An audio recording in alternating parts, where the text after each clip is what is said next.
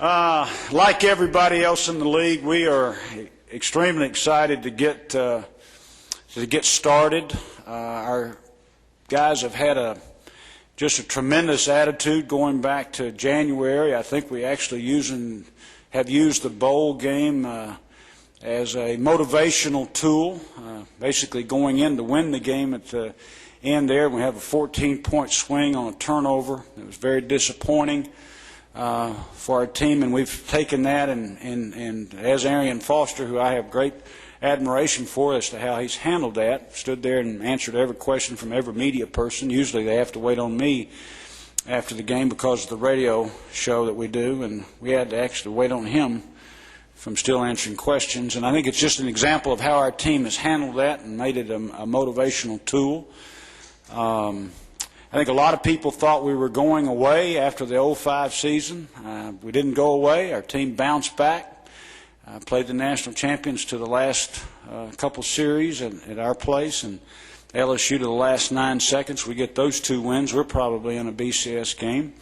I don't think anybody ever saw our true defensive team last year. Gerard Mayo hurt his ankle in 2-a-days, never was completely 100%. We lost Justin Harrell in the second ball game. He did play a little bit against Florida, some against Florida. Inky Johnson lost in the second ball game, who was our best corner. We fought like heck to be decent there on defense. So I think our team has had the best attitude, best work ethic, which has always been good. Every kid stayed there this summer. But this has been a really exceptional summer for us, and we're expecting to put that work to use. Got a tough start with Cal, obviously. Cal, Southern Miss, and Florida at the beginning of the year, so we're not going to have the luxury of waiting around trying to get 70, 80 guys ready to play. We're going to get to 50 or 60 guys, whatever it is, ready to play, and hopefully the others during the course of the year will come along and continue to improve, but we're going to focus on the people who are going to help us win those early games because they're so important.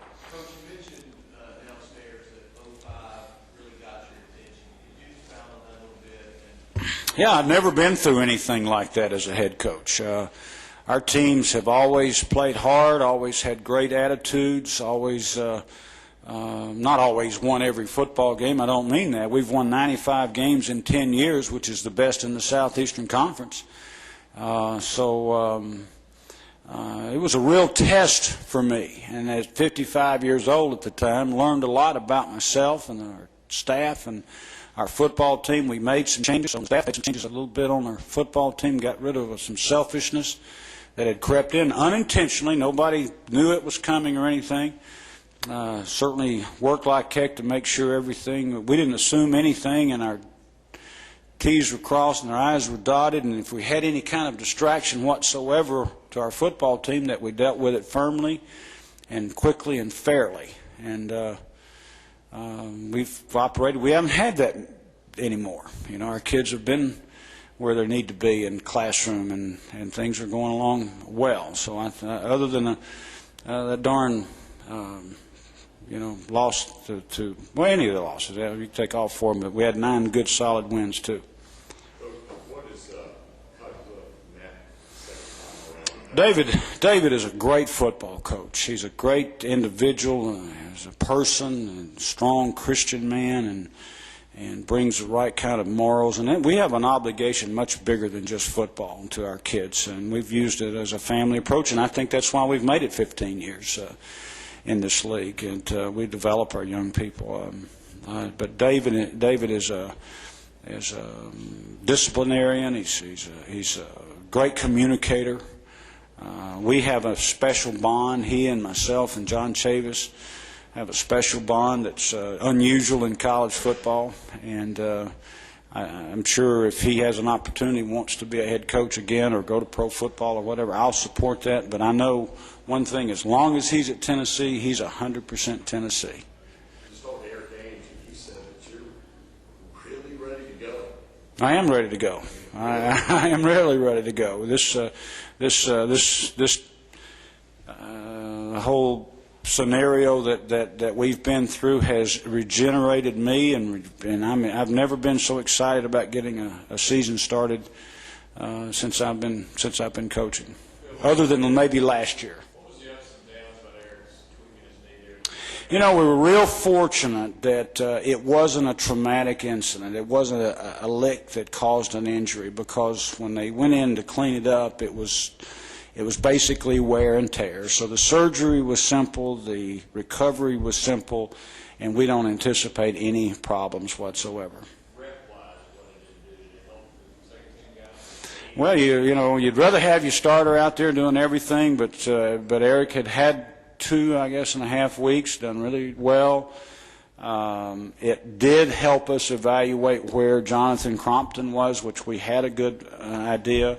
Probably the person that it helped the most was Nick Stevens, our third guy, and us to get an evaluation on him. So we turned a negative as well as we could into a positive for the rest of for the long-term picture of our team. Coach, with those very tough games opening up this season, is there one area of the team that you feel a sense of urgency with that we really got to shore up before we get started?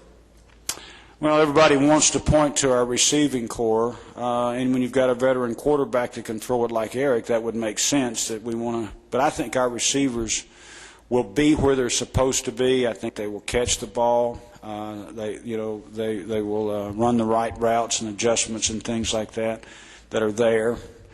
My concern is the dynamics of somebody taking an 8-yard hitch and turning it into an 80-yard run. We don't have that at receiver right now. I do think we have some youngsters coming in that are capable of being that kind of guy. We'll have to work and simplify. So that's one concern, is a chance to have what we call some explosive plays. The other concern for me would be a defensive tackle. I think if you're going to win championships, you've got to be good in the offensive front and the defensive front. Our ends will be fine. I think we've got enough ability and depth at defensive end to get back to where we want to be. When you lose a first-rounder in Justin Harrell and a second-rounder in Turk McBride, it's hard to replace those guys. But they can get behind their pads and play leverage and be good, solid football players at defensive tackle, and that's what I expect our guys to do. Really? Excuse me? Well, we've not really gone to a spread necessarily. We're using the abilities that we have. Our best abilities are at quarterback and running back, with all those guys returning, and our tight ends are with Chris Brown and Brad Cottom and Jeff Cottom and Luke Stalker at tight end. So we basically have taken the fullback out of our world a little bit, at the true old I fullback, and we're using the tight end more as an adjuster. So we'll be able to give, with the same personnel, we're able to give the defense a lot of other looks. And in that whole thought process, Eric has already done it. We did it 2 years ago. We've incorporated the no huddle. And so hopefully, as we evaluated our run game last year, which really wasn't very good, statistically, we were pretty good when the look was right, when everything was even. And so hopefully the no huddle thought process will give us a chance to not run uphill as much as we did. And the other part of that is our running backs have got to make one guy miss more than we did last year, and has been a challenge for them.